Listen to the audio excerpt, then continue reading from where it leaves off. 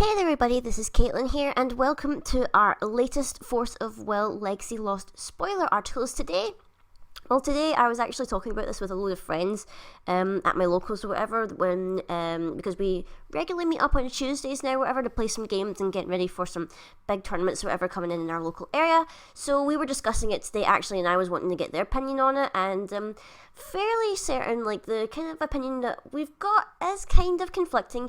Me personally, I don't really care anything for these spoilers that came out today because they're relating to Saul, and if you haven't heard my kind of initial reaction to Saul in general, I'm not overly impressed with him. A couple of people obviously were saying at my locals that obviously if you're running or if you're planning to run Mercurius or Mars and just run Jewel Stones or whatever to get access to water or fire regarding each, they do seem kind of okay, and obviously if you are running Soul, then yeah, great for you, these things can probably help you out, but in the long run, we were actually talking about how a lot of the artwork or whatever that was shown in this set, some of it is coloured incorrectly, and for some reason they've changed the colours in some of the things, but we'll get into that in a wee second.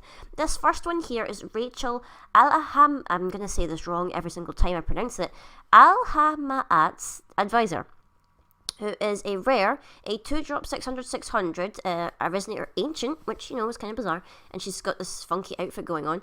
It's got Inheritance, which is kind of weird because I thought Inheritances was going to strictly be something to do with the Divine Beasts or the normal beasts or whatever, the things that are working with Faria, because obviously her thing is Inheritance. So I suppose if you want to possibly do 3 colours or whatever with Faria, then you can use I mean, it's kind of cool that they're not just limiting Inheritance to Faria, but at the same time it's like, well, her Inheritance costs 2 anyway, so it's just, and it's like return target Resonator to its owner's hand. I suppose if you want to say it's a cheaper way than playing Valentina's Resistance, which is obviously a 2-cost chance that returns 1. I think it returns 1 to someone's hand, and then if you pay an extra 1 and discard a card, you get to return a second one. But I'm more interested actually in the flavor text of this one, which is Master Lapis. I hope you know your punishment for returning is execution. So this kind of reconfirms my theory that Lapis is a traitor to Altea, because this is obviously his father's advisor. She's looking like a mean-looking lady here, and she's like, oh, you're going to be killed for coming back. So either, I don't know whether Lapis was expecting to come back and be welcomed with open arms, because he's suddenly all-powerful and he's got Ataratka in his grasp, like, cool, I've got a new regalia now, can you let me come home now?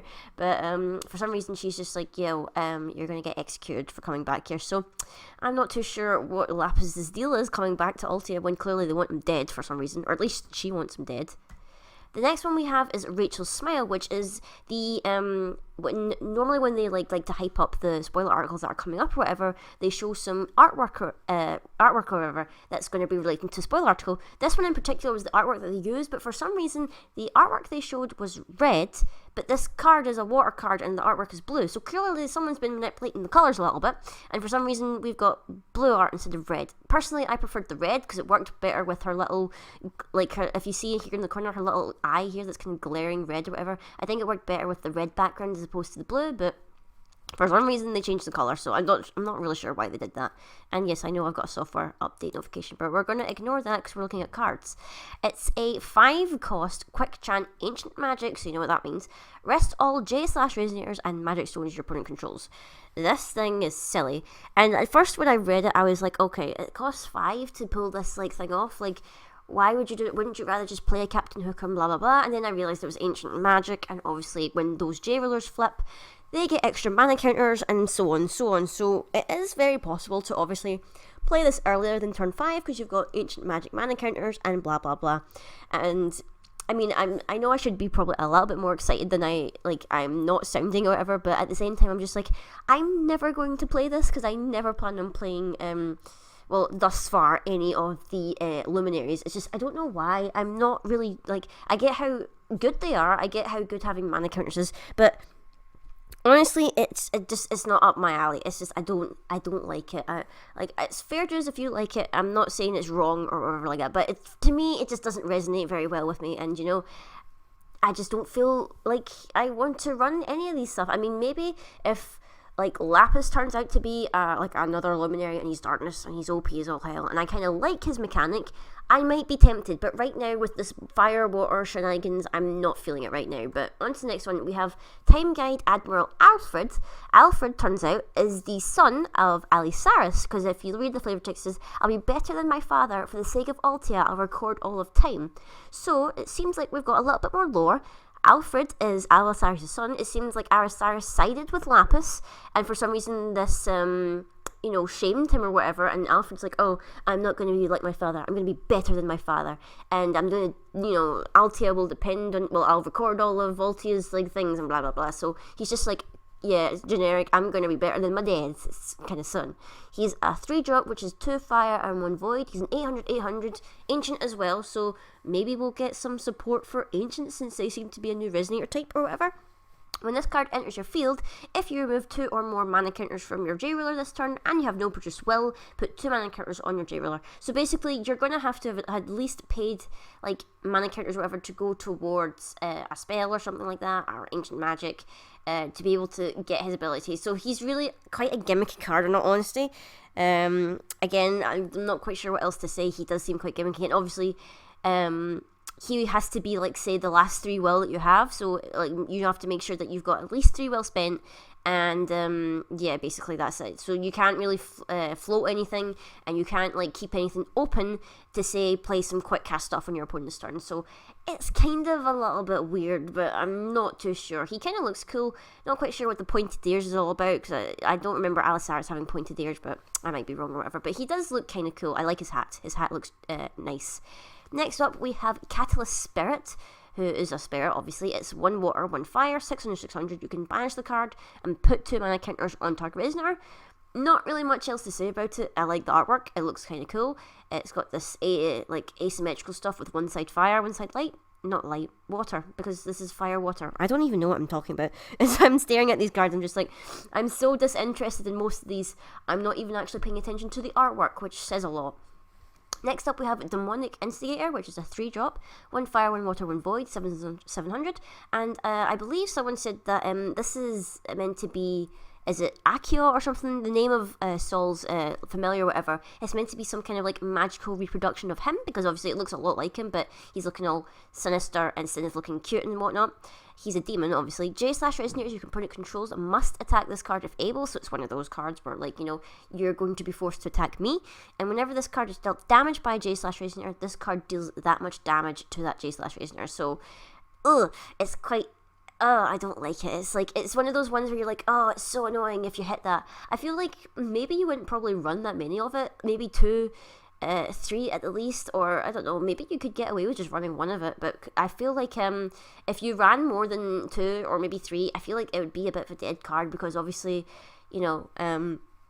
things are going to be targeting that anyway, so I don't feel like you're going to need to run many copies of it. I mean, maybe if you just want to make sure that you hit it or whatever, but I feel like you wouldn't really need to run more copies or whatever. I mean, that's just my opinion, but I don't think you'll need to run many copies of it if you're deciding to run Sol, or I mean, you could technically, if you wanted to, run it with Mercurius or Mars if you were going to go for the whole Jewel Stone thing or whatever, but I feel like you don't really need too many copies of it if it's going to do all that shenanigans or whatever about you must attack it and it's going to deal damage to that resonator and blah blah blah.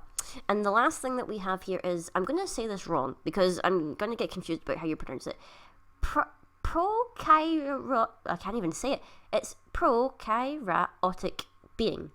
And I have no idea what that word means. I'm going to assume it's some fancy way of saying steam, or the combination of steam, of fire and water, or whatever, because it says, ha ha ha, puny eukaryotic beings.